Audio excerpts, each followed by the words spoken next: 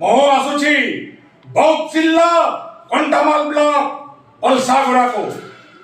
ଦୀର୍ଘ ବର୍ଷ ହେବ ଏଠାରେ ଚାଲିଛି ମା ଗଜଲକ୍ଷ୍ମୀଙ୍କର ପୂଜାର୍ଚ୍ଚନା। ଏହି ଗଜଲକ୍ଷ୍ମୀ ପୂଜା ଅବସରରେ ମୁରାସୁର ଭାବରେ ଆସୁଛି ମୁଁ ଋଷିକେଶ ଭୋଇ।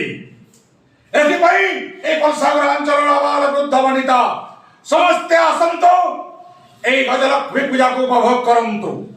ଆପଣମାନଙ୍କ ପାଇଁ ଅନେକ ସାଂସ୍କୃତିକ କାର୍ଯ୍ୟକ୍ରମ ମାନ ଆୟୋଜିତ କରିଛି ମହାରାଜା ମୁରାସୁର ଏବଂ ସ୍ୱସ୍ତିକ କ୍ଲବ ପଲସାଗୁଡ଼ା।